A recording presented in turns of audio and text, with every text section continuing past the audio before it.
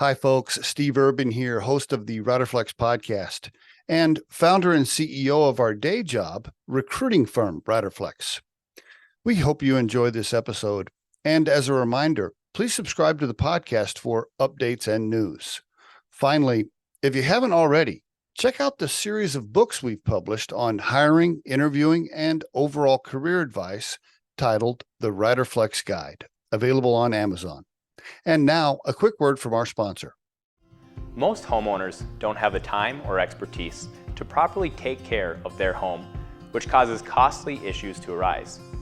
That's where Kira Home Maintenance comes in. We're a full-service, routine maintenance company that was developed by a certified home inspector.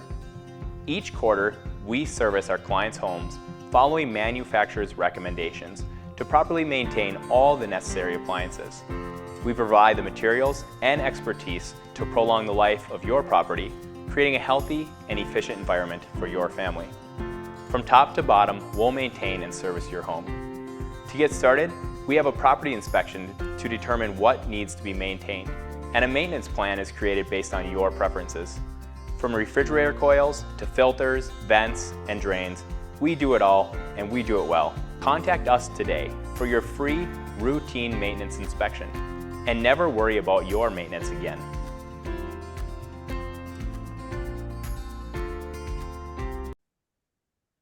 Ben Cole on the Riderflex podcast. Good morning, Ben. How are you, sir? I'm doing well. How are you doing, Steve? Doing fine. Are you in Dallas? I am. Yep. It's starting to get cold and rainy this time of year, but that's our normal winters. So how about you? Now, I'm laughing a little bit. When you say cold, what do you mean, 50? What do you mean, 50, 45? What do you mean? My computer says 41 today, 41 and foggy. So that's cold. Okay. Yeah. 41 for Dallas is that's cold, right? Yeah, absolutely. That's a cold day for you. Do you have a jacket? Do you have a coat? I do. I've lived here for 8 years, but used to live in Chicago. So have kept a few of my warmer articles of clothing for that. And then of course I've got my ski gear as well, but it never gets cold enough here to pull that out. That stays in the bag for when I go up to Colorado. You do some skiing in Colorado, do you? Yeah, actually going next week. So we're going up to my buddy's place in Telluride. So that should be fun. But yeah, usually hit Colorado or Utah, like Park City are usual go-to spots. Nice. I'm not sure if you know this, but I live in Colorado. So I live in between Denver and Fort Collins. So okay. Yeah, awesome. I see lots of snow on the mountains. I have not been up to the mountains since it started snowing this season.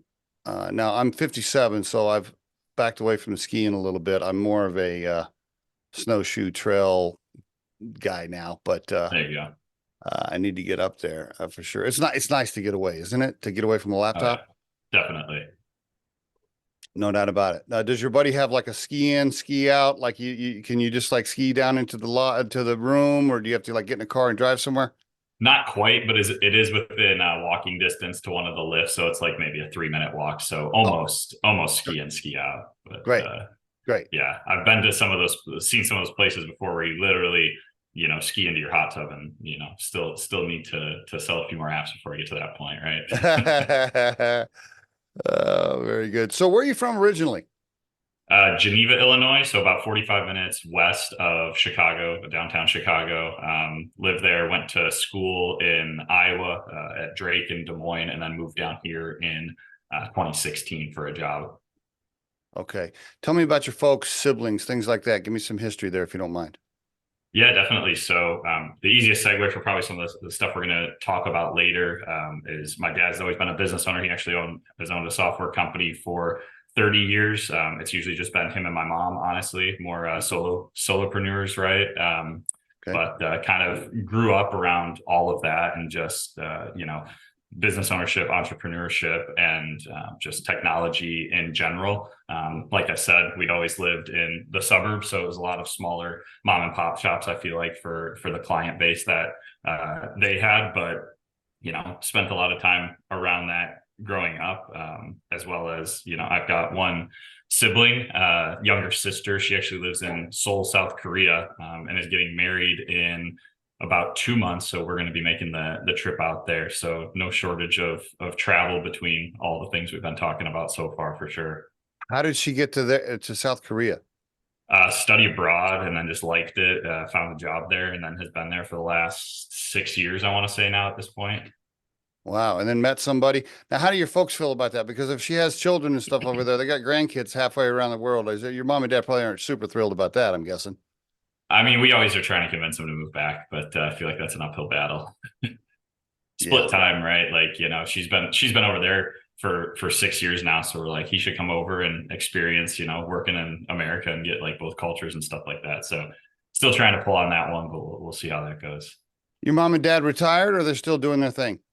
I would say semi. They're still doing their thing, but definitely slowing down. I think my dad will probably work forever, just because that's the type of guy he is. He just always needs something to do. So even if it's 15 hours a week, I feel like that's kind of what he's trying to transition towards. Is he part of ERP in any way?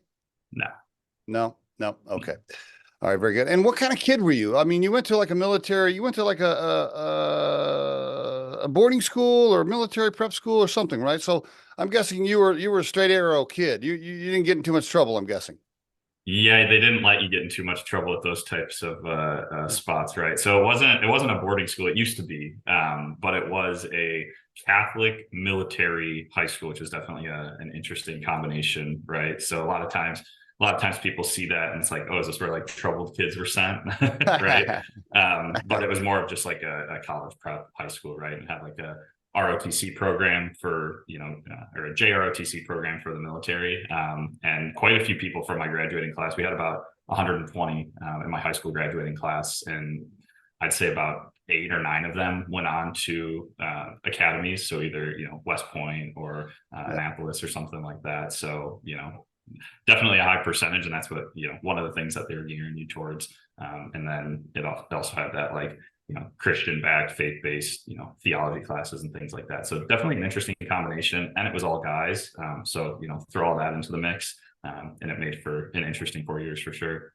Were you thinking military early on when you were a young man? Were you thinking military? No, I wasn't, but I feel like some of the structure and some of the like leadership tactics and just some of like the learnings that you get are very valuable. My dad actually went to the same high school. So that's part of the reason that I went there as well. But yeah, I mean, I feel like a lot of the things that I learned, back then, still apply today. Even though you learned them 15 years earlier, they still, can apply in the real world. So yeah, definitely good learnings. And it made college pretty easy, honestly, because it was such a rigorous, coursework from when you're 13 to 18 or whatnot. And then, you go to college and you only have to go to class for 3 hours a day. It makes it pretty easy after. Right. You got the Drake and you're like, no problem. Yeah. Well, and that's what my parents always joke about too. It's like, going to Marmion for high school kind of prepared for what I was doing now, right? You go to school from 8 to 3, you go to your sport from 3 to 6, then get home and eat dinner and then do homework from, 7 to 11. And I feel like that mirrors kind of the workload of, anybody who's starting a business or going off on their own as a 1099 or really just doing anything that's not in like the corporate structure, right? Where it's just like, okay, 8 to 5, and there's always somebody to like back you up. That kind of like, 8 to 10 workload all day, every day, kind of just one doesn't allow you to get into trouble, right? Like you mentioned earlier, and kind of sets you up for being in that mentality that, school was a full-time job and now work is a full-time job, right? So it's just kind of cool to see how things progress and how about for you now? Married, kids, single? What's your social situation here? What's your relationship situation? Married, no kids yet.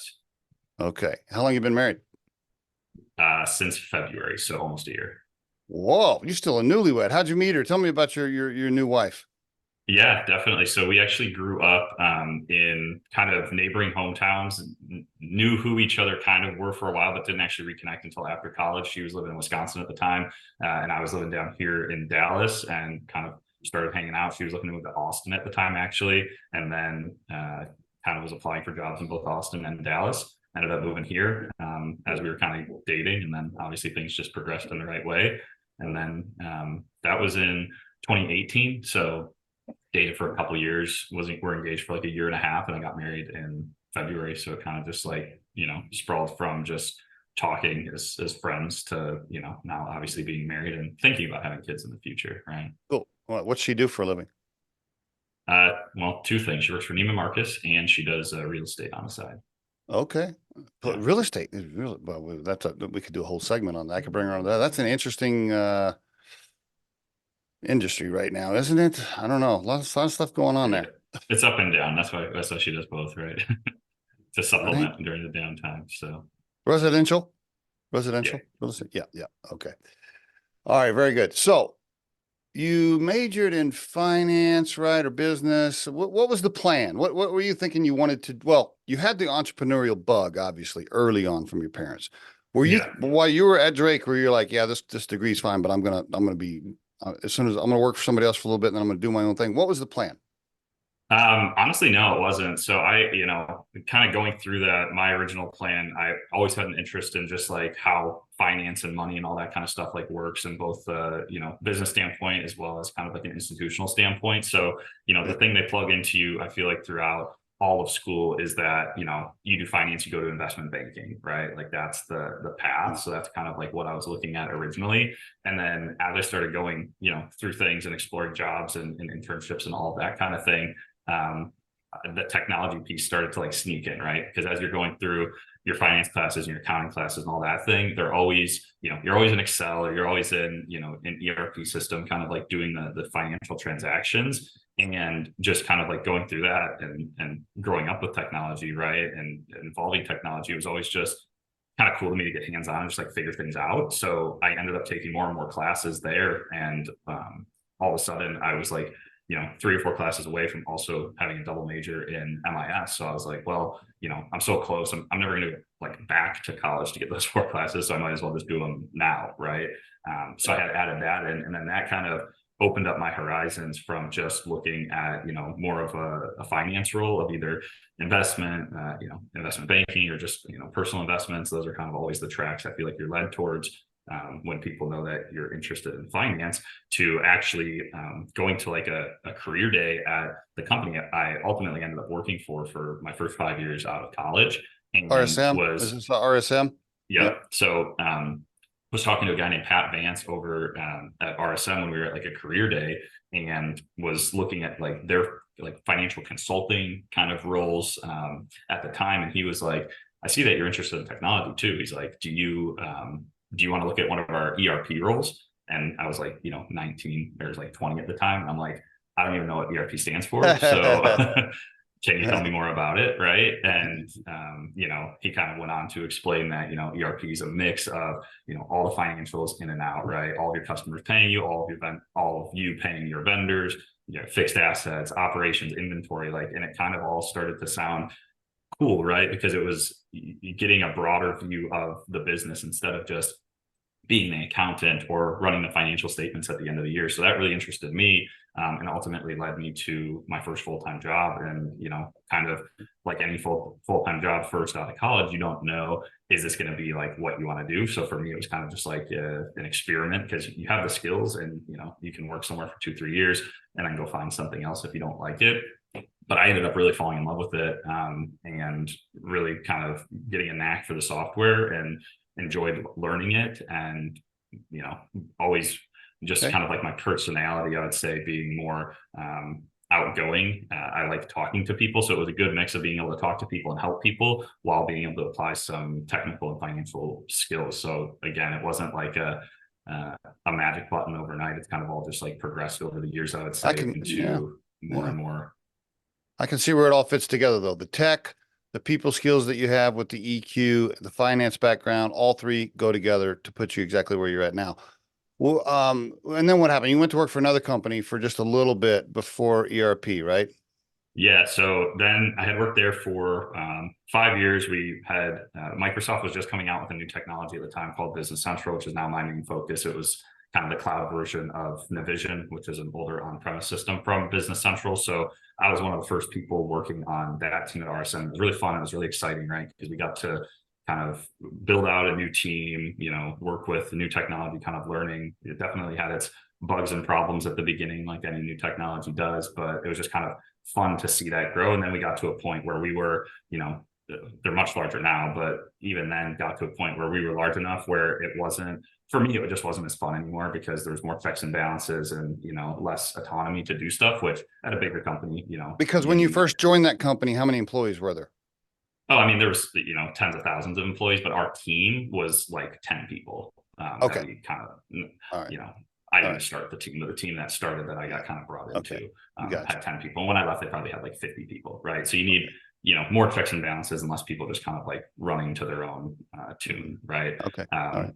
That's when that's when Kinsero found me and had talked about, they were a tech startup in Austin and it sounded like really fun and exciting. So I jumped over there for about a year and a half, and then kind of working at a startup at that point, I think is really when I got the bug for starting my own thing, right? Like honestly, when I was at RSM, I never thought of starting my own thing. When I left, it was just, for a pay raise to get a new job, get a better title, get more responsibility, things like that, and help grow a team again.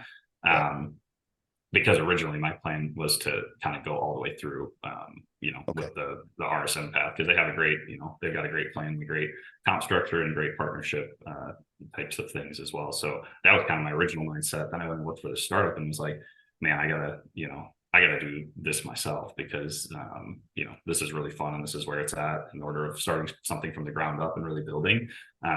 So kind of towards the end of when I was leaving, I was thinking, how can I do this myself? And at the time I had people like old clients had reached out to me, like looking for help. And that's obviously that's the hardest part, right? Getting the first clients. Yes. So it was kind of nice to have, already 2 or 3 people, past friends or colleagues or things like that. They're like, hey, I need help. And it's like, okay, well, I could kind of, quit and go do this myself. And everybody pretty much starts as, a 1099, or if you incorporate, you're still pretty much a 1099 because it's just yourself, right? Even though it's business to business. So really started doing that. And even though it was only, 10 or 15 hours a week, 10 or 15 hours a week at your own bill rate where you collect 100% of it almost ends up being, Exactly. a large majority of what your salary was at the last place. So that kind of de-risked it for me. And anybody looking to do the same thing, I would highly recommend that, right? Like kind of put your bobbers in the water before just jumping, because it's good to get some market feedback as to whether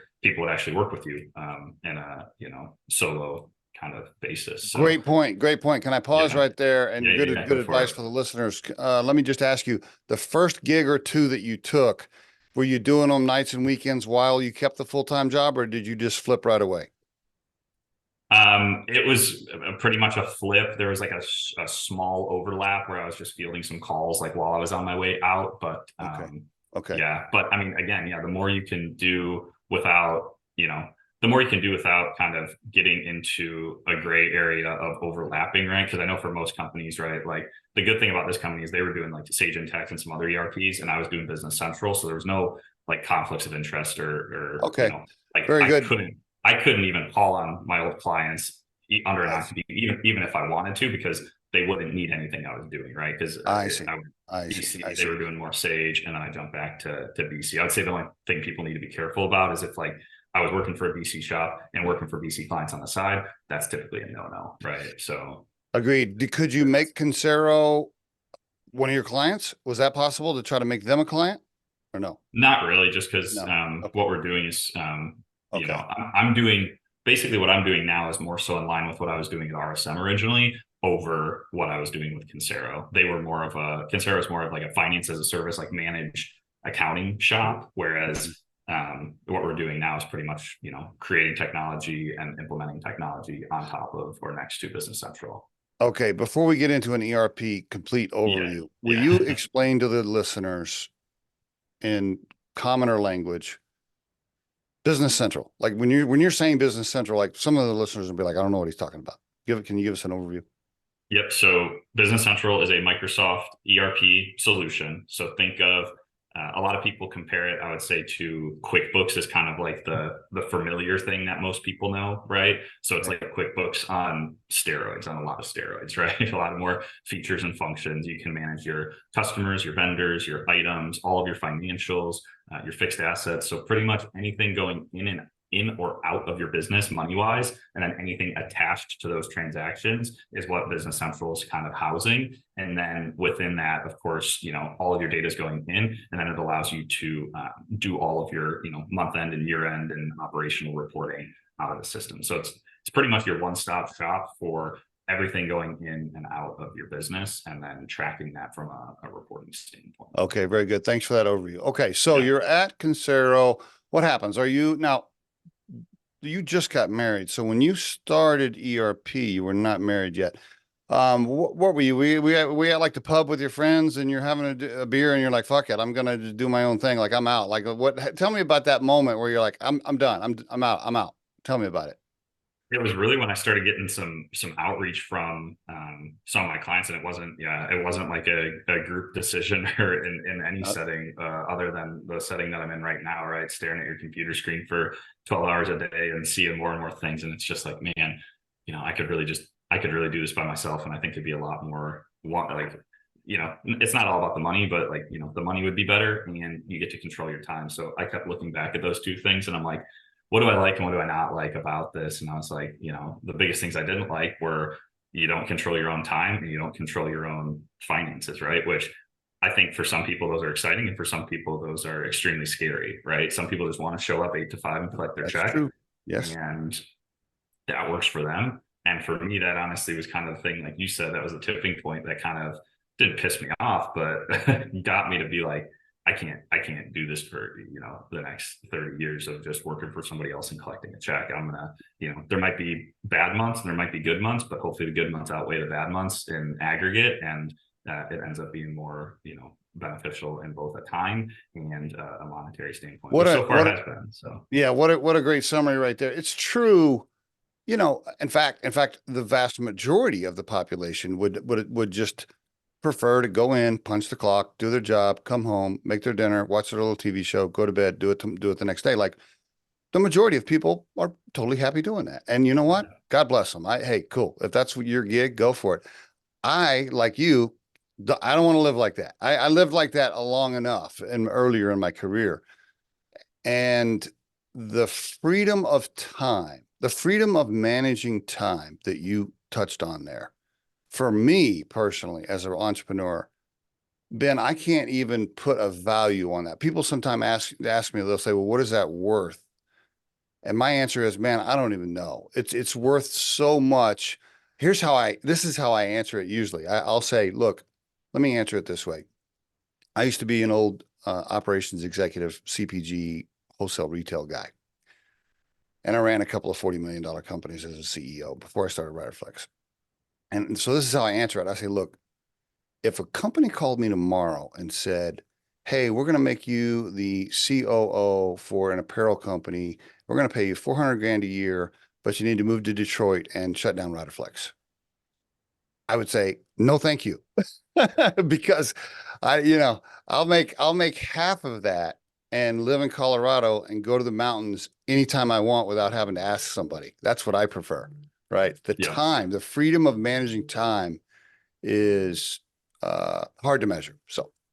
Yeah. And going off of that, like one of the things I usually talk about as well, because I feel like the people who aren't in it don't understand sometimes like what it takes, especially at the beginning. Right. So I think, especially now that, we're almost 3 years into ERP Connect. And I think the mentality most people get is on the extreme side of what you just said, where it's like, hey, Ben, let's go do this, that, and the other, or whatever. And it's like, okay, yeah, I can't do that today. Like, I'm busy. Like, I've got this work stuff to do. They're like, well, aren't you the boss? Can't you just take off whenever you want? I'm like, oh, yeah, sure, I could. But, things may go very negative if I just disappear for 3 days and don't tell anybody, right? Like, sure, it takes vacations. And I usually even still, I'm answering emails and things like that on vacation. But I think, in the short term, for definitely the first 3 to 5 years, I always joke that I didn't want to work the 8 to 5 anymore, so now I just work 24/7 because that's how it's 24/7 with the ability to take an hour or two in there and do what you want without having to ask somebody. That's the key, I think. Right. For sure. Yeah. I think that's the point to go back to, but kind of as anybody's getting started, right? Like it is a ton of hours up front, but it's like anything in life, right? Like if you wait until like, let's look at your 401k, for example, right? If you wait till you're 40 to start contributing to your 401k versus, when you're 20, fresh out of college, time gives such value in those first 20 years that maybe by the time you're 40, you can stop investing money in your 401k and it will just grow until you're 60 to be enough to retire. Whereas if you start at 40, you're going to need to invest 4 times the amount monthly to get to that same amount. I think it works the same with, the investment of time, right? So investing, 70 to 80 hours a week upfront for the first, 2 to 3 years may get you to that point where you can work 20 hours a week, and maybe that's okay because you've built out a team and a process and technology and whatever it might be to sustain that. So again, instead of having to work 40 to 45 hours a week from when you're 20 to when you're 65, you could work 70 to 80 from when you're 30 to 35, let's say, and then 20 starting when you're 45 or something, right? It's all about the upfront investment and how that kind of compounds over time. I mean, I'm just always involved and I just like what I do. So I don't see myself slowing down, but I'm sure at some point I'll want to. Okay, now's a good time to give us the overview. ERP Connect Consulting. And by the way, for the listeners, it's ERPConnectConsulting.com. Give us the pitch, Ben. Go for it. Yeah, so like I said earlier, Business Central is the ERP that we sit on top of. So originally we had started as just a consulting firm doing implementations and support of Business Central. That over time grew into filling gaps in Business Central, which has now led us to kind of our flagship product called Business Central Toolbox, which is a collection of 28 productivity, automation, and reporting solutions that sit directly in Business Central. So think of automating AR, right? Getting invoices out to your customers automatically, doing financial dashboarding on AR, AP, aging, bank accounts, balance checks, things like that, sales reporting on, how you're doing this week, this month, this year, some CRM type stuff where you can track sales versus goals and your sales team and pipeline and things like that. So, I could spend all day talking about that, but pretty much anything that your business is doing from start to finish, right? Sales, procurement, financials, anything like that, we're helping manage in the base Business Central system. And then we're taking that and, injecting some more steroids, like I talked about earlier, to beef up those functions and ultimately save you time, right? We're trying to eliminate a lot of the manual, mundane day-to-day tasks by automating those and putting things on a schedule where we can, so that you can have less button clicks and get back to, more of that either free time like we talked about or value add time, because for me, it doesn't add any value for me to sit there and click send every single invoice. It adds a lot of value to offload that, have it happen automatically, and then do things like this or more sales activities or growing the vision of the business, right? So pretty much all focused on getting time back. So it sounds like you started the business as a service business, a SaaS service business, and now you're also a SaaS product company, both. Exactly. And more so focused on the products and then services for our products. So that's kind of our business model now, right? We're always selling the product first. And then if people want to self-implement, great, we've got documentation. But most people say, hey, we want you to hold our hand. We want this to be successful. So that's where all of our services are coming from now. Whereas before, again, like I said, I started, it was just me. What do? You answer the phone, answer people's questions, and charge for your time, right? And now we're doing the same thing, but our base offering is always the Business Central Toolbox. And then all of our professional service hours are coming from supporting that and then further optimization efforts, right? So pretty much fielding any sort of smaller projects that the clients want, either during their implementation with their partner or post go live to kind of beef up what they'd already implemented over their implementation cycle. And how many, by the way, I don't think you're a programmer, so I'm guessing you had to either raise some cash or partner with people to code the software that you're using for your product. Tell me how you did that. Yeah, so I'm not a developer. So my business partner has been doing app dev for the last 25 years in Nav and Business Central. So we complement each other very well. And I think that's the most important thing, right? Putting the right people in the right seats. So we've got myself, our VP of App Dev, a VP of Sales, a couple product managers, and then a development manager. So we've got, under our VP of App Dev, who's my business partner, we've also got another developer under him who kind of manages a lot of the day-to-day now. Very good. Very good. Did they build it on equity, or you had enough cash to pay them to write this code for or do the programming? Yeah. Equity. Yeah. And that's good information for the listeners, the aspiring entrepreneurs. Yeah. Talk about how you did that. It's just real quick without, you don't have to go 30 minutes on it, but I get a lot of people on the show, a lot of aspiring entrepreneurs, and like, hey, I got this great idea, but I don't have any freaking cash, and I got to talk my friends into helping me build this shit. So how do I do that? Can you just talk a little bit about how you were like, hey guys, I can't pay you anything, but let's go this way. Talk a little bit about that. I mean, I think that all comes down to having the same vision, right? There's two ways to do it, and you just listed both of the ways, right? You can own everything and take a bunch of your own money or a bunch of other people's money, but they all have their pros and cons, right? If you take, let's say, so I guess there's three situations. So let's go over those three in my scenario, right? The first one is, in my opinion, the easiest from an operational standpoint, but the hardest from a people standpoint, because you have to get everybody aligned in the same vision, right? Because nobody wants to work for free. I don't want to work for free. You don't want to work for free. But like I talked about earlier, the investment now for putting in all the free hours or the development hours or the documentation hours or the video hours, right, that we've now have where people can self-serve was a lot of time invested over the last 2 years that now, I'll just get an order. I got one this morning where somebody just, okay, $1,000 comes in on Shopify. Great. I didn't talk to anybody. Right. Awesome. And that's because of all the, quote unquote free work that we did over the last 2 years. And it's easy if everyone's aligned, and it's hard if people aren't aligned. And if people aren't aligned at the beginning, I feel like they're never going to get aligned. So I feel like that's one of the most important things to evaluate up front, right? Does everyone share the same vision? Luckily, in our case, we did. And it wasn't, for me, it was easier because it wasn't me like just kind of casting a net and saying, hey, does anybody want to do this? It was kind of right place, right time, where I had either worked with some of these people in the past or had started working with them. And we were kind of just honestly brainstorming ideas. And it was like, hey, I've thought about doing this in the past. I'm like, I've also thought about doing this in the past. It's like, you want to team up and kind of do it together? Like, yeah, sure. That makes sense. So I think that's the, again, least capital intensive way to do it, but the hardest from a, getting everybody on board standpoint. Yeah. Yeah. The next would be, or the next two both involve cash, right? Let's say, let's just say I had $1 million in the bank, which I don't.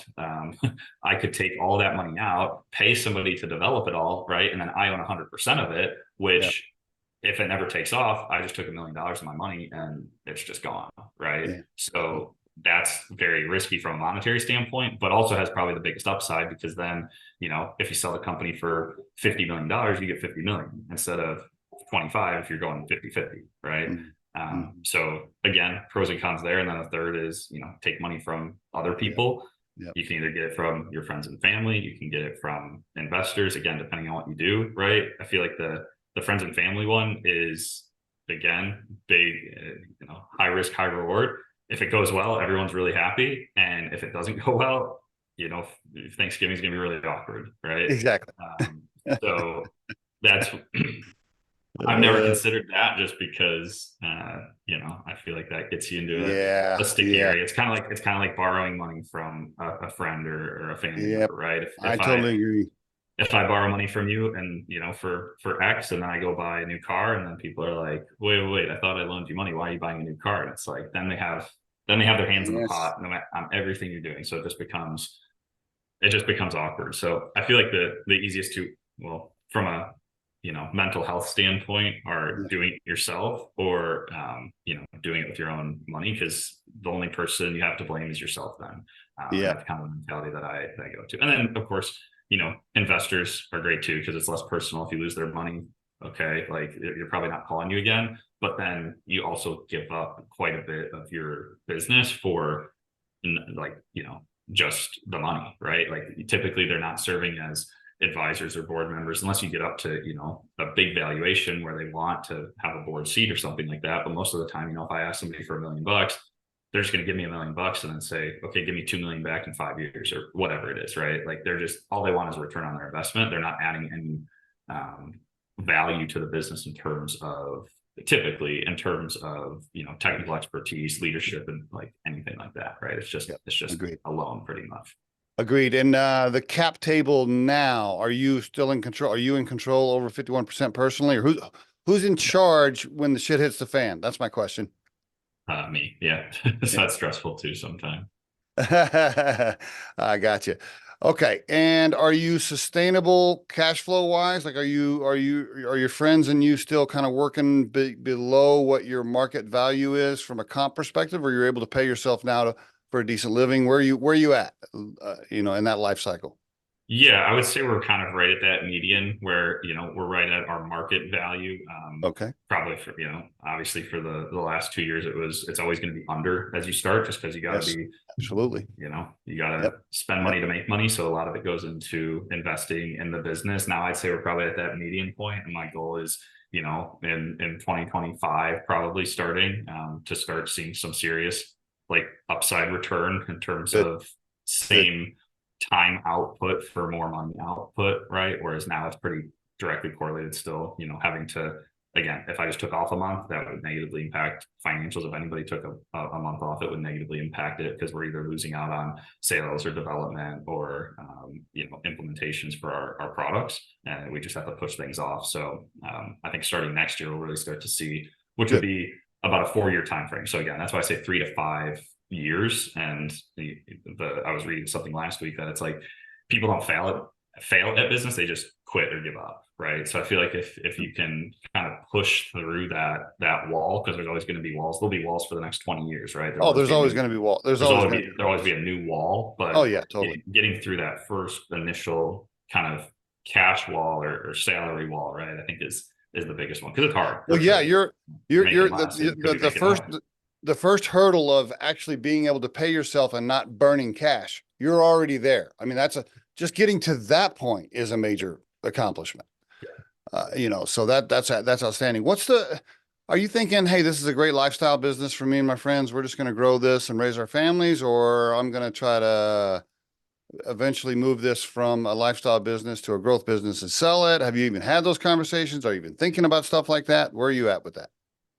Right now, I mean, and not even consider, I mean, at some point we'll have to consider those options. At this point, it's pretty much just kind of all hands on deck, continuously building, because no matter what happens for either of those situations, if we keep building in the right direction, both of those outcomes are favorable then. So it doesn't really matter what the timeline is, right? Eventually, at some point, everyone has to, take a step back and sell or divest or something like that. So, I mean, that's obviously in the cards, I would say, for any business, but not something that we're looking at like, in the short term, but I'm sure it'll be a conversation in the long term. Okay. All right. Very good. Towards the last part of this, I want to kind of shift gears into what's happening on the planet with regards to tech and AI and how that might affect what you're doing, if you don't mind. Let's talk a little bit about that because it's, such a huge topic right now. But real quick, again, just ERP Connect Consulting.com, and Ben Cole on LinkedIn. You can find him there as well. Ben, I'm sure as a tech guy and a smart guy, you seem like a very smart guy. I'm sure that you're laying in bed at night sometimes going, okay, how is this advancement on AI going to affect everything we're doing? Is there going to be some artificial general intelligence assistant that just does all this shit for my clients and they don't need me anymore? How soon will that happen? I'm sure these thoughts are going through your head. Talk to me about it, my friend. Yeah, definitely. So I think there's a lot of different probably like schools of thought there, right? One, people don't want to lose their jobs to AI, and two, people want to use AI to enhance their productivity. I would say I'm on the latter side, just because I don't think there'll be a mass exodus of the workforce because AI is replacing. I think it'll be more so of a complement to increase people's productivity. And the one main reason I say that is just because in a day-to-day, right, you have to be able to ask the right questions to get the right answers, I think. And if everyone asked the right question and could answer the right answer the first time, we would never need to have meetings, right? And we look at all the meetings that we're all in every single day because everything needs discussion, right? To make decisions or get to the right answer or kind of problem solve through things. And I feel like that's one of the biggest things we go back and forth with our clients on a day-to-day basis, right? They send me a request, hey, can you build this for us or do this for us? It's like, did you mean A, B, or C, right? Because it was Right. ambiguous, right? So I think, again, if depending on how quickly, let's say, the machine can learn or it can kind of predict our behavior, then yeah, some of those things could start to be replaced. And I think we'll see it first off in, like I know Amazon's already announcing replacing warehouse workers with, Yep. robots, right? Yep. So I think, and McDonald's probably flipping burgers and things like that, Yep. right? So I feel like some of those lower, paying jobs and the ones that are more repeatable, where they don't take a lot of, decision making, right? Like what's my decision making and putting this box here? There's not really a decision, so a machine can do that, right? I think we'll see it a lot there.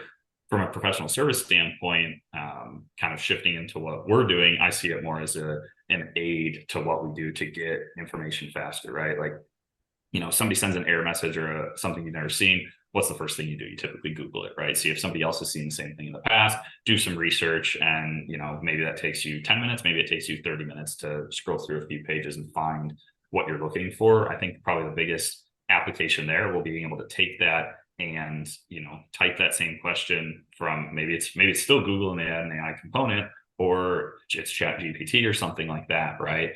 And then it is able to maybe ask some follow-up questions or send you kind of a better SEO than maybe Google would, or again, maybe they're plugged in together just based on how large they are. And what Microsoft is doing is, which I really like, they're calling it Copilot. So it's not, Yeah. Right. it's not here, they're just going to do everything for you. It's kind of your co-pilot that sits next to you and is kind of, keeping you on the straight and narrow, keeping you on track and making sure that you get where you need to go. So I like the way that they're branding that, because I really, in my opinion, that's how AI will work. And again, like I'm a tech and a finance guy, so I'm not the best like writer, let's say, right? Like that was never my strong suit.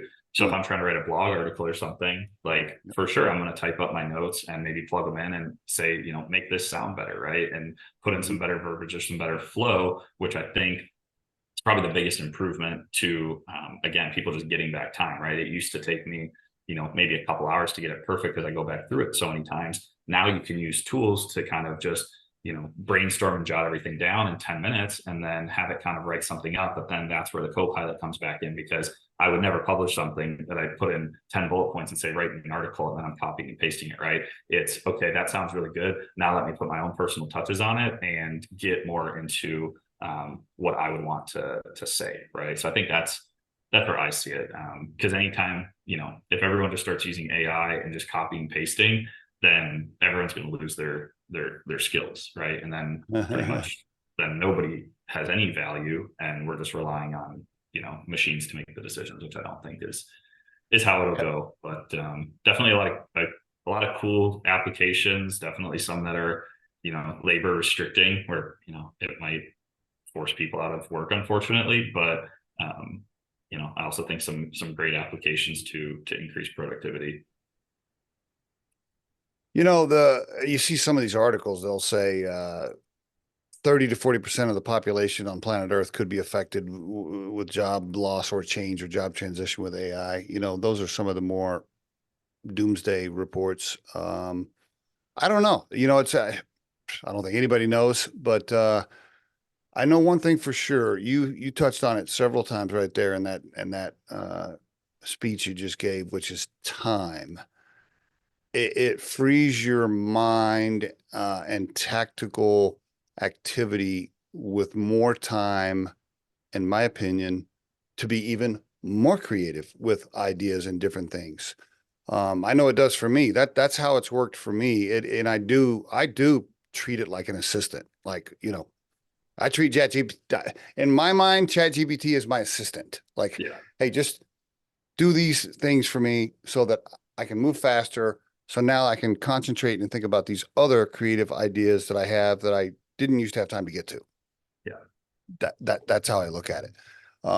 So hopefully, hopefully the freeing up of time that allows for more creativity and innovation will drive jobs in different directions rather than just job loss. At least I hope. I don't know. Or we'll all just be on the universal pay, and I'll spend time in the mountains going camping, and none of us will have to work. And I don't know.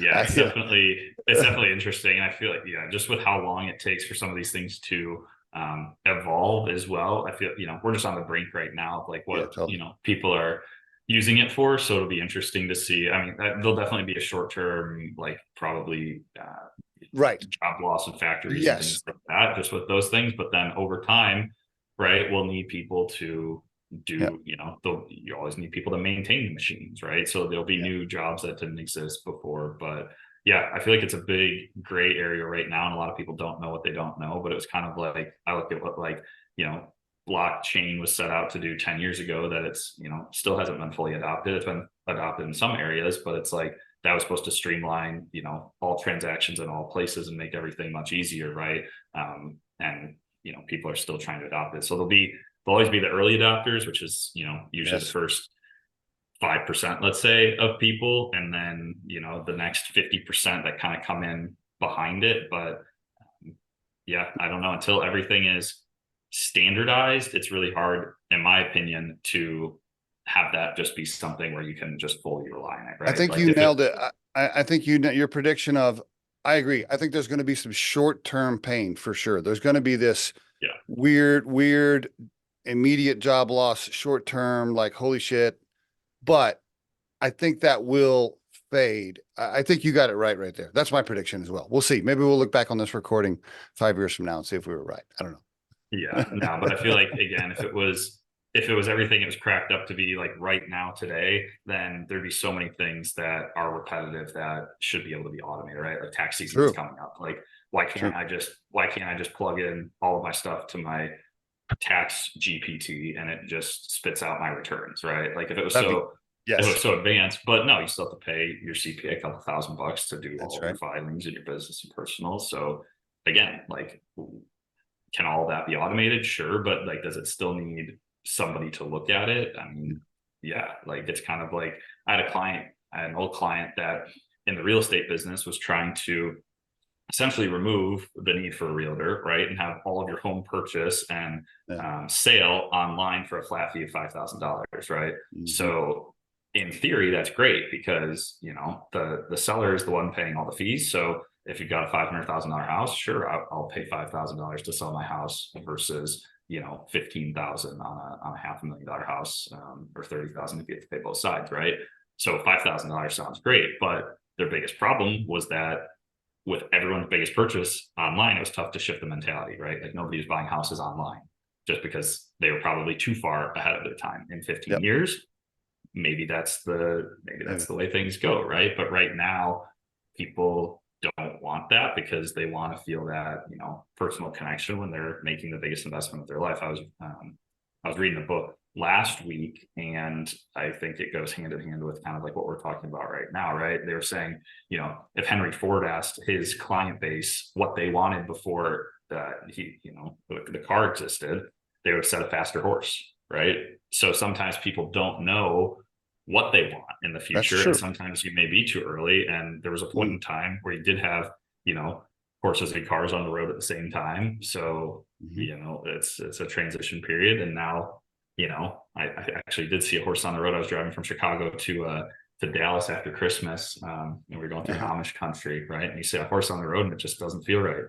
But that might be what this AI, thing transitions into. Who knows? People may not know. I think people don't know what they need, right? And I think that's the problem, or not the problem, but that's why it won't get adopted as fast as everyone thinks it will, because they'll just be doing what people are telling them to do, and that will be like, well, that doesn't really benefit me. That just benefits the person, or the person that created it thought it would benefit people, and it doesn't, right? So I think it'll be a lot of trial and error of, okay, I made this awesome tool, like, again, ChatGPT.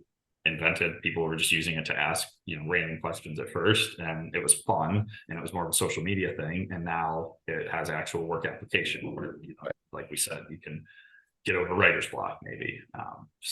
It'll continue, but we'll see. It's going to be it's a fascinating world we're living in. It's going to be interesting to see how it all plays out, for sure. Yeah, but kind of like Bitcoin, right? It's not our standard currency. And 10 years ago, there's people saying, "Oh, this is dollars are going away. Everyone's just going to use a Bitcoin." Well, that hasn't happened yet, right?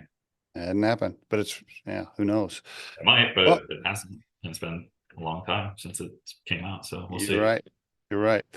Well, Ben, congratulations on having the balls and the guts to, you know, transition into your own business and getting it going and getting your friends to join you and maintaining control of the cap table and being cash flow sustainable to where you're not burning cash and actually being able to pay yourself. All major milestones. Congratulations on all of that. You should be super proud of all the things you're doing there. Yeah, I mean, it goes back to the team, right? Like, it's not one individual. Everybody puts in the work, and we wouldn't have been able to do it without everybody's work over the last, 3 years. So definitely takes a village in that sense. Well, just remember, when you get busier and busier and busier and you have to hire a bunch of people, you need to call your friends at Riderflex because I'm the one that's going to help you. Absolutely. Ben, thanks for being on the show. I appreciate it, man. Yeah, thank you for having me, Steve.